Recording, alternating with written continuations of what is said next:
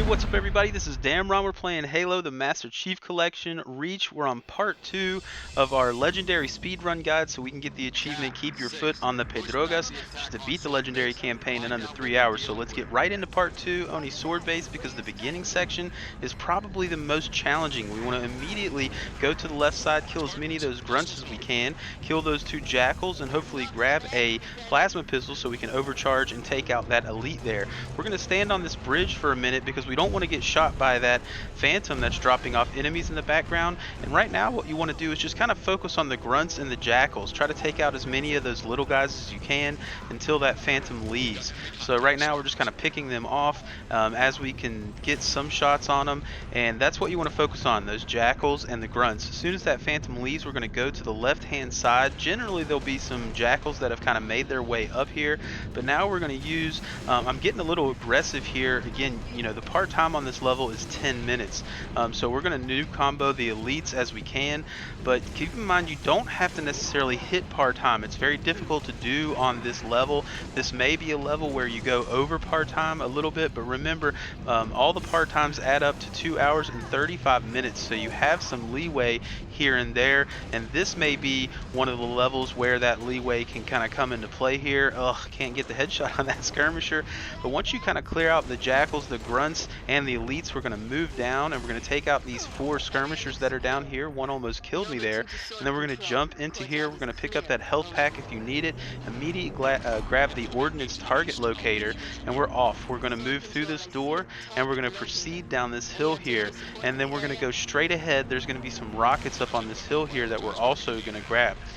So keep in mind as we're kind of moving forward throughout this campaign, keep track of your time. Some of your levels you're going to be able to hit part time. I'm going to show you all the part times on legendary, but some of the levels are very difficult to get that part time. This is one of them. So keep track of your time so you know exactly how much time you have to give or take on certain levels. Again, we have a 25-minute overall buffer of the part time. So moving forward here, generally this guy will not be facing you, so we're going to hijack that ghost and we're going to speed off into the next section. Once we get to the top of this hill, we're going to hop out of our ghost, use our target locator right to the front right of that building, and then we're going to get back in our ghost and we're going to head that direction where the explosions are taking place. Don't drive into the explosions, but once you get here, hop out of the ghost and we're going to jump up to this wall here, and we're going to be able to interact with that switch from the back side of the building without having to go upstairs.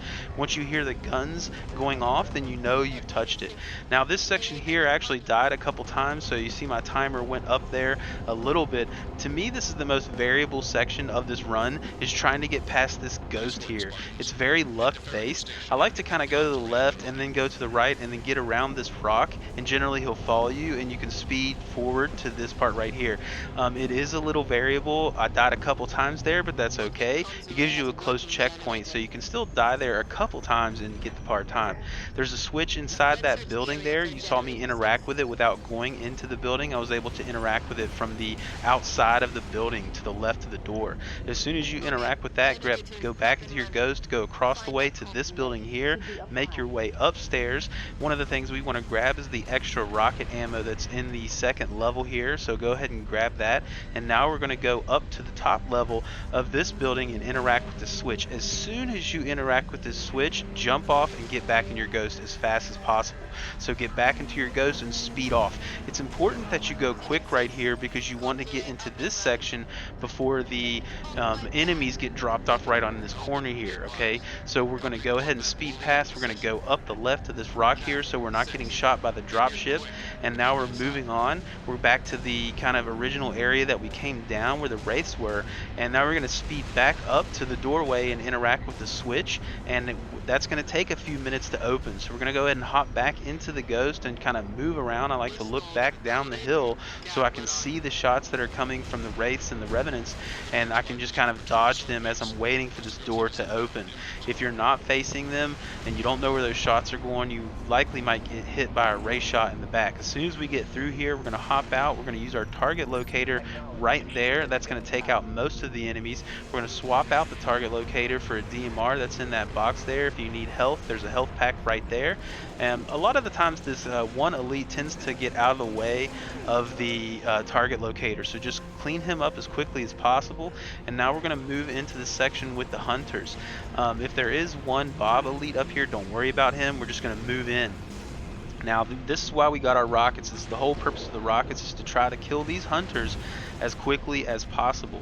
So we're going to use all of our rockets on these guys, and you don't need to worry about shooting them in the back. Just shooting them in the front is going to be enough. We're going to be able to take them out this way. Generally, you have enough rockets to kill both of them without having to use anything else, but if you miss a couple shots, you are going to have your grenades as well that you can use. But generally, from all the rockets that we picked up, that should be enough ammo to finish both of them off. So once you finish both of them off, I do like to go back here and grab a shotgun, because there is an elite up here that he tends to get close, and if he runs away here, I get the assassination. But I like to keep that shotgun just because he's right here at this elevator and can sometimes give you some trouble. So go ahead and hit that elevator button as quickly as possible, and now we're moving up the elevator for a relaxing moment in a very stressful and fast level. Again, if you're having trouble hitting part-time on this level, don't worry. You've got time. We're going to make up that time in other levels. As soon as you get to the top of the elevator, immediately sprint back to this elite here, back smack him there. If you're not full health, you may not be able to survive a melee from him, so that can be a little challenging. Sometimes he'll get startled and may not hit you at all, and he'll just scream and raise his hands in the air. So once we go through this door, we're going to kill the jackals that are on the bottom floor here, and there's also going to be one elite that we need to deal with. So once we kind of clear them up, I'm just going to, I think I run past this elite. No, I go after him. So another good reason for the shotgun here, you can just blast him. But we're going to go up to the left side here. We're going to go up this ramp. Now, do not go into the room here. Instead, don't miss the jump. Instead, jump up on the wall here, and we're going to sprint straight across. All right, and what that's going to do is that's going to despawn all the enemies on the top of this level, which is good because there's fuel rod grunts and a lot of enemies that you don't want to deal with. So if you take that path, when you come up here, there will be no enemies. So in fact, we're on to the very last section of this level in a pretty quick time. We're at 8 minutes right now, so we're going to grab this rocket launcher. There's some health packs there to the left if you need them. There's going to be 2 jackals that you want to deal with, and then there's going to be a drop ship that comes in and drops off 2 elites. So we're going to hide behind this box here so that we're not getting shot by the phantom as it's dropping these elites in. It's always going to drop them to your right, or the left side of the phantom. If you get your rockets right, you can actually shoot them off the map, but nonetheless, just shooting them period is going to kill them. So you're going to have plenty of rockets. There's a lot of rocket ammo laying around in here, so don't worry about shooting a lot of rockets.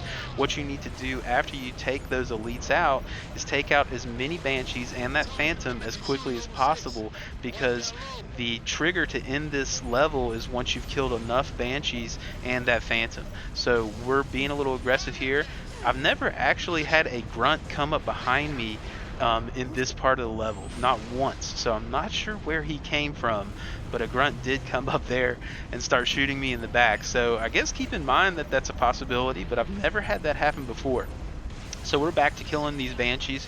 Again, just kind of do this as quickly as you can, and what you're waiting for is the trigger. Once you've taken enough of them out, the level will end, and hopefully you'll get under part-time. Again, if you don't, this is a very difficult level to hit part-time on, so if you don't hit part-time, don't worry. Again, keep track of your times. I believe we came in here at 9 minutes and 29 seconds, so that's going to wrap it up for Oni Sword Base. I hope you guys are liking this level. We're going to make up a lot of time on the next mission, Nightfall, so hopefully I'll see you there.